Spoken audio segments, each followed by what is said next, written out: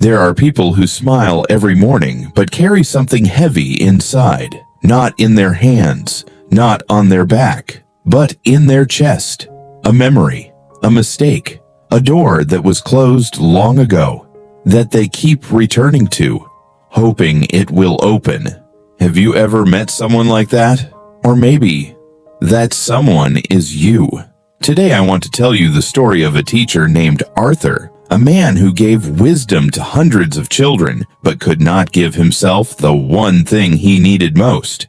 In a small town surrounded by golden autumn trees and the smell of old books, there lived a teacher named Arthur. He had spent 40 years inside the same classroom. His students had become doctors, engineers, mayors. Every year, some of them came back to thank him. By any measure, Arthur's life was full. A modest house, a garden he loved, the deep respect of everyone who knew him. But there was one thing Arthur could never do. He could not let go of a single day. A day from 20 years ago. The day his daughter stopped speaking to him. A harsh word spoken in anger. A door slammed. And silence. That had never ended. People saw a wise old man. Only Arthur knew the weight he carried. Every evening, Arthur would sit at his desk and open the same drawer. Inside was a letter he had written to his daughter and never sent. He would read it, fold it carefully, and put it back. Then sit in the dark for a long time. His colleagues noticed he grew quieter each year.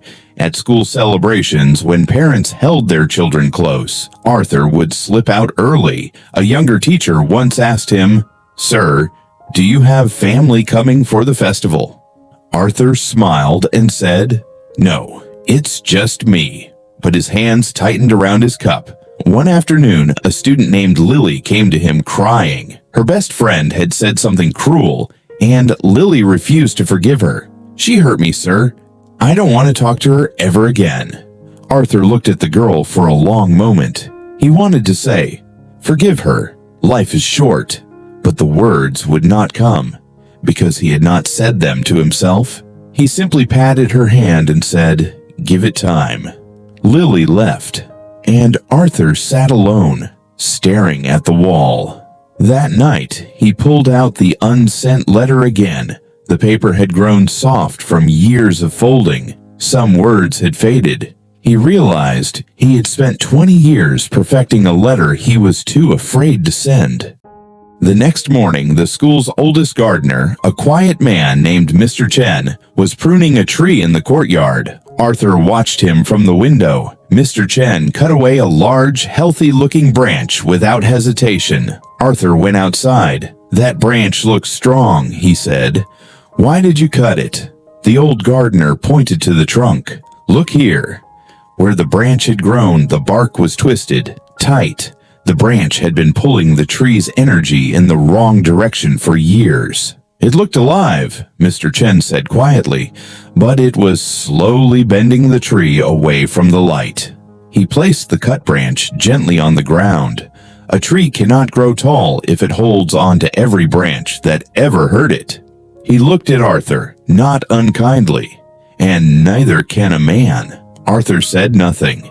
He walked back inside. He sat at his desk for a very long time. Then he opened the drawer, took out the letter, and read it one final time, not to correct it, just to say goodbye to it. That evening, Arthur did not put the letter back in the drawer. He sat at his table and wrote a new one. Shorter, simpler, no perfect sentences, just 3 lines. "I was wrong. I am sorry. I still love you." He folded it, addressed the envelope, and walked to the postbox before he could change his mind. The next day at school, when Lily came to class, Arthur stopped her at the door. "Did you speak to your friend?" She shook her head. Arthur nodded slowly. "The longer we wait, the heavier it gets, and we are the ones carrying it, not them." Lily looked at him differently that morning, like she could see something had shifted in him. That afternoon, she sat beside her friend again. 3 weeks later, a reply came. 1 page. His daughter's handwriting, still the same loops and curves he remembered from when she was 9 years old. He read it standing at the door, still in his coat. Then he sat down on the front step and for the first time in 20 years cried. Not from grief, from relief. Arthur never got back everything he had lost, but he got back something more important: the present. The mornings no longer felt like a weight to carry. The drawer stayed closed. The garden looked brighter, and the students noticed their teachers smiled more easily now. Not because the past had changed, but because he had finally stopped living inside it. Moral of the story: the past is not a room you are locked inside. It is a door you have been choosing to stand in front of. Let go of the handle. Turn around. Your life is waiting behind you.